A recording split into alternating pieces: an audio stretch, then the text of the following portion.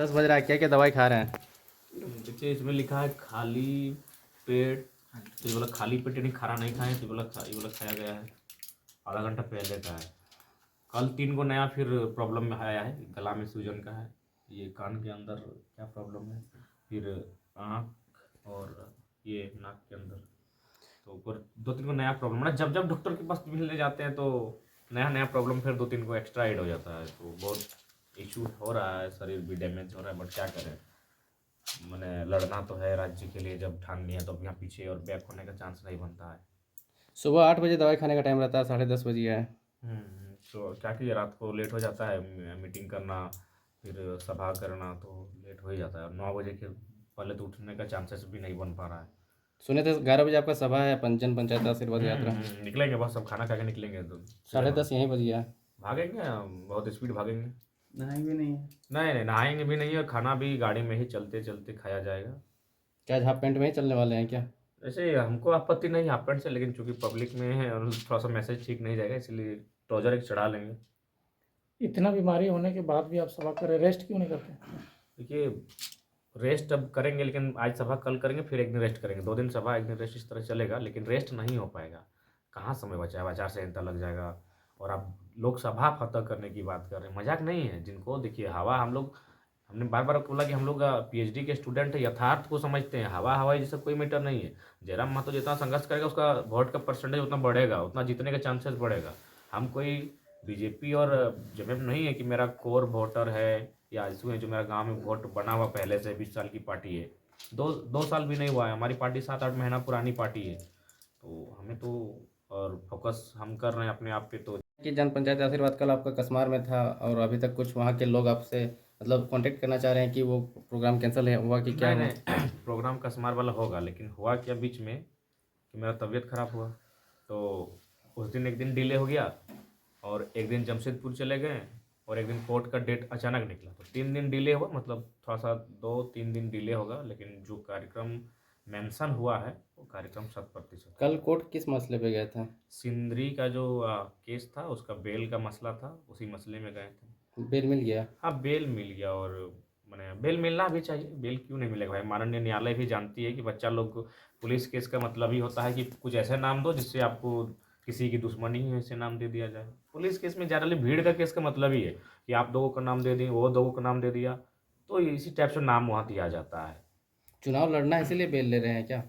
स्वाभाविक, चुनाव लड़ना इसीलिए बेल भी लिया जा रहा है, इसमें कोई सच्चाई आप नहीं। पढ़े लिखे हैं, अच्छे एजुकेटेड है, चाहते तो नौकरी ले सकते थे, लेकिन फिर भी लोगों को निकल गए हैं 2 साल से झारखंड को जगाने के लिए, झारखंड के लोगों को हक अधिकार दिलाने के लिए, चाहते तो नौकरी कर सकते हाँ बिल्कुल, पीएचडी के छात्र हैं तो प्रतिभा है तभी पीएचडी तक पहुँचे हैं। पीएचडी हर गांव, मेरे ही गांव में मात्र हम लोग दो ही जन पीएचडी कर रहे हैं अभी आज के डेट में, इतना बड़ा गांव है। तो पीएचडी कोई मामूली विषय नहीं था। जब पीएचडी के हम छात्र हैं तो जाहिर सी बात है कुछ तो थोड़ी बहुत बात होगी।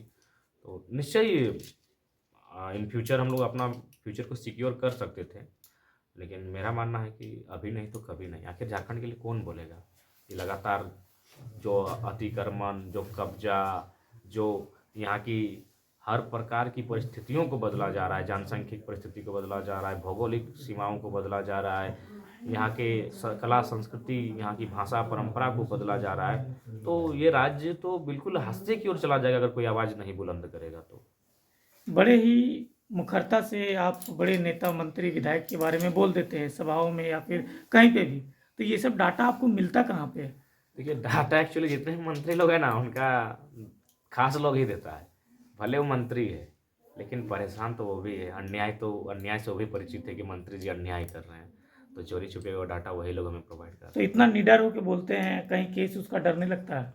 अरे उसीलिए कल हम दिन भर किताब ठोक, एक ही लाइन के लिए किताब ठोक खरीदेंगे। मेरे पास रश्मि रथी ऑलरेडी था, लेकिन रश्मि रथी हम फिर जाके खरीदे, क्योंकि मेरा जहन में एक ही वही बार बार कि आपको डर काहे नहीं लगता है। तो एक ही लाइन के लिए किताब को हम खरीदेंगे। वो लाइन कहाँ गया? पेज नंबर 104 याद किए हैं कि उस लाइन को थोड़ा सुनिएगा। जयराम महतो को डर कहाँ से नहीं लगता है, वो कविता भी तो आपको सुनाना चाहेंगे। हाँ ये जब रश्मि रथी में कर्ण और अर्जुन के युद्ध के बारे में चर्चा है, तो उसमें कृष्ण माने अर्जुन से कहते हैं जब चारों तरफ कि कर रहा काल सा घोर समर, कर रहा काल सा घोर समर, जय का अनंत विश्वास लिए, है घूम रहा निर्भय जाने, भीतर क्या दिव्य प्रकाश लिए। जब भी देखो तब आंख गड़ी, सामने किसी अरिजन पर है। कृष्ण कह रहे हैं अर्जुन से कि जब भी देखो तब आंख गड़ी, सामने किसी अरिजन पर है। अरिजन यानी शत्रु। भूल ही गया है कि एक शीश अपने तन पर भी है।